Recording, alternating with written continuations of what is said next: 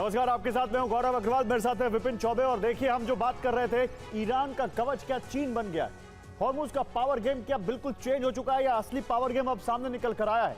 क्योंकि चीन अभी तक पर्दे के पीछे था, लेकिन अब ऐसा लगता है कि चीन सामने आ रहा है। और न केवल सामने आ रहा है विपिन, बल्कि अब ऐसा लगता है कि ईरान नहीं, अभी तो अमेरिका वर्सेस चीन ना हो जाए कहीं। ये अब बहुत यहां पर पूरी तरह से संभावना बनती दिख रही है। बिल्कुल, अब इस पूरे युद्ध का समीकरण बदलता हुआ नजर आ रहा है। इस बीच एक बड़ी खबर आ रही है, सीज़फायर पर मध्यस्थों के हवाले से ये बहुत बड़ी खबर। UEM जयपुर एक आदर्श लक्ष्य है। भावी छात्रों के लिए अच्छी नौकरी, भविष्य के लिए तैयार कौशल के साथ अच्छी शिक्षा। सीज़फायर पर मध्यस्थों के हवाले से बड़ी खबर। अमेरिका ईरान सीज़फायर आगे बढ़ाने पर सहमत। 22 अप्रैल के बाद भी सीज़फायर बढ़ाने पर सहमत हैं अमेरिका और ईरान। वार्ता के लिए सैद्धांतिक तौर पर सहमति बन गई है।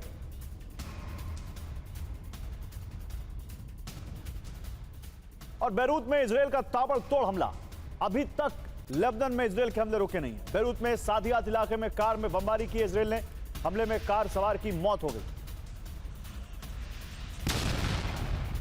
या अल्लाह, فان مستهدفين فان. يا الله، فان مستهدفين فان. يا الله، فان مستهدفين فان. और दक्षिणी लेबनान में आईडीएफ ने ग्राउंड ऑपरेशन तेज कर दिया है। टायर इलाके में हिजबुल्लाह के ठिकानों पर कार्रवाई की गई है। आईडीएफ ने हिजबुल्लाह के कई ठिकानों को तबाह किया।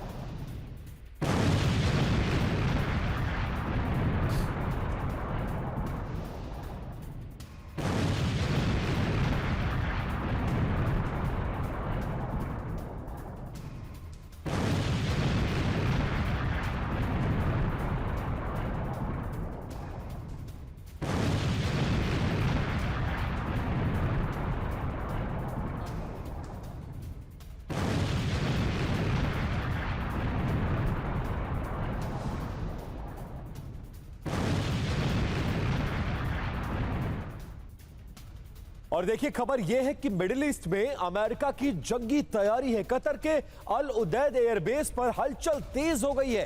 अमेरिका से पहुंचा है मिलिट्री कार्गो प्लेन और यहां पर अब समीकरण बदलते नजर आ रहे हैं। क्या कुछ हो रहा है मिडिल ईस्ट में?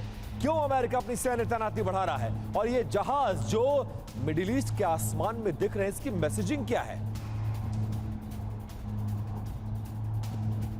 और अमेरिका से जंग पर ईरान में नई तैयारी चल रही है। ईरान के मिसाइल बेस की सैटेलाइट तस्वीरें सामने आई हैं। जमीन के नीचे मिसाइल बेस बना रहा है ईरान। मिसाइल बेस तक वाहनों की तस्वीरें आई हैं।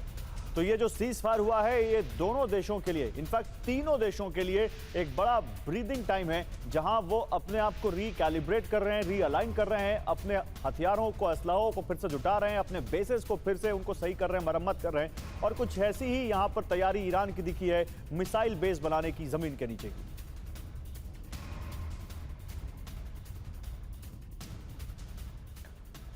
और इस बीच खबर यह है कि ईरान ने अमेरिका को चेतावनी दी है।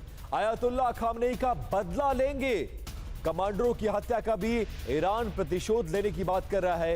ईरानी डिप्टी स्पीकर अली निगजाद ने यह कहा है, दुश्मनों को इसकी भारी कीमत चुकानी होगी।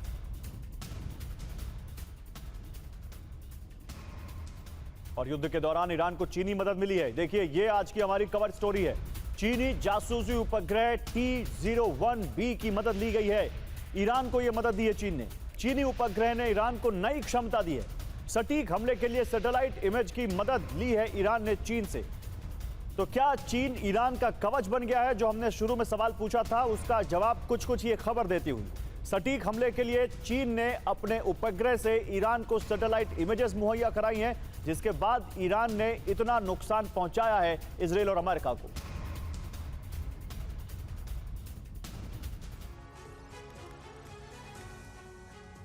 अब देखिए, चीन बना है मददगार और ईरान का इस बीच भीषण प्रहार देखने को मिल रहा है। TEE-01B सैटेलाइट, और ये इसके जरिए मदद करने की कोशिश हो रही है। साल 2024 से IRGC के लिए एक्टिव है। मिडिल ईस्ट में यूएस के बेस की ये चीनी सैटेलाइट निगरानी कर रहा है।